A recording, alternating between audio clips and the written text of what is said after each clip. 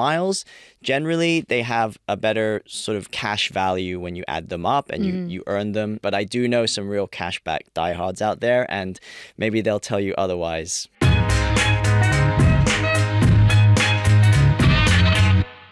This is Money Talks Explains, and this is where we answer some of your burning questions and get someone to explain something to you. So today we're talking about the age-old debate. When it comes to choosing a credit card, which is better? One that collects the miles or one that provides cash rebates? It actually depends on the way that you spend. Okay. I think miles, generally, they have a better sort of cash value when you add them up and you earn them. On the whole, I don't think that miles cards have as many restrictions to earn miles as cashback cards do. But I would say for people who travel, which is, I assume, 99% of us out there, I think miles you can always find a use for, right? I would generally say for most people, miles works better because there is a level of flexibility to them versus cashback. But I do know some real cashback diehards out there, and maybe they'll tell you otherwise. So what are the pros and cons then of getting a miles card? Yeah, well, I think the pros are obviously you can redeem tickets with those miles that you earn. That's right. That's easy enough. I'd say the cons are there is a level of research involved, right, to get the best miles rate that you can on these cards, because a lot of people maybe just use a general card that gives you 1.2, 1.3 miles per dollar.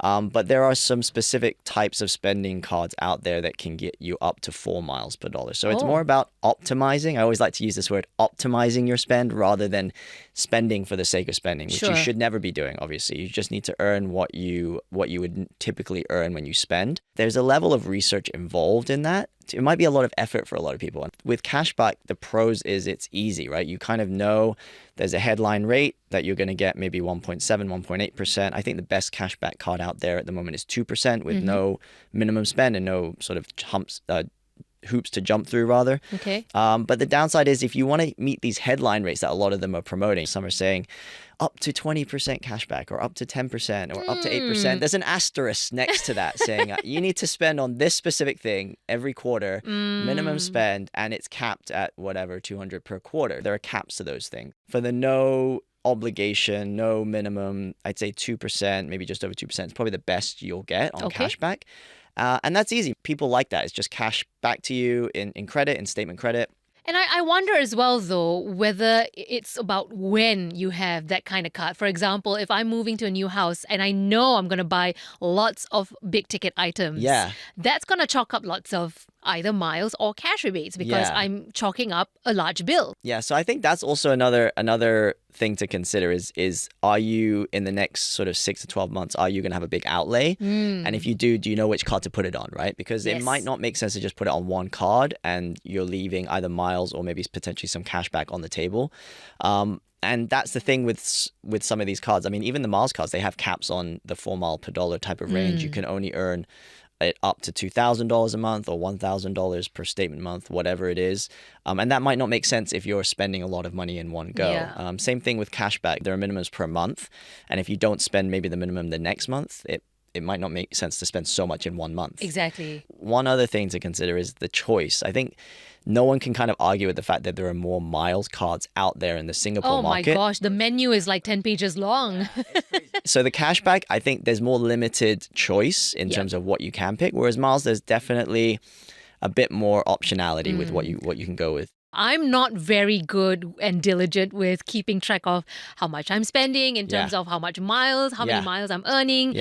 And by the time I get down to it, which is twice a year, some of those miles would have expired because I didn't convert them in time. So talk to us about these kinds of caveats, right? Like, you're not going to hold on to these miles forever. Yes, that's true. It's all about trying to consolidate it into maybe 1 or 2 banks, right? Because certain banks will allow you to pool your points, which is then transferable to miles.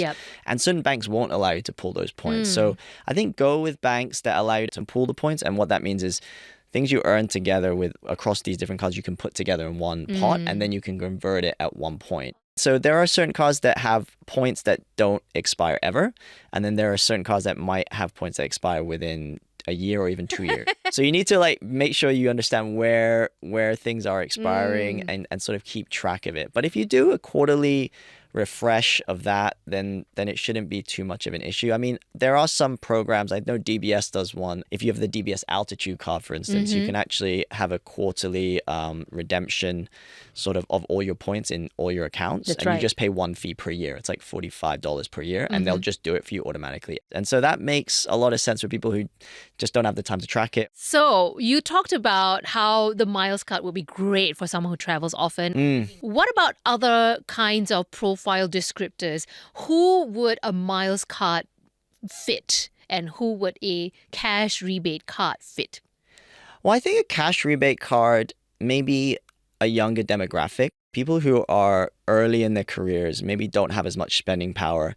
Maybe the hurdle to reach those miles to actually redeem is it just looks too intimidating. And maybe it's just like, I don't want to be saving for like 3 or 4 years of spending to get like a ticket to Bangkok or something. So so it's like, all right, let's just get the cash back on the books, and that's more satisfying. Correct. But I think once your spending power starts to increase, and once you actually have a bit more disposable income to spend month to month, and you like traveling, and you like to travel, you're probably going to be spending more on flights and with families and young families, then I think it makes more sense to maybe shift toward miles. But I know there are people that do also just like to have a cashback card to use because they get that 2% back. I think it's a satisfaction of seeing that having, extra like, cash being I have that credited. cash in the bank.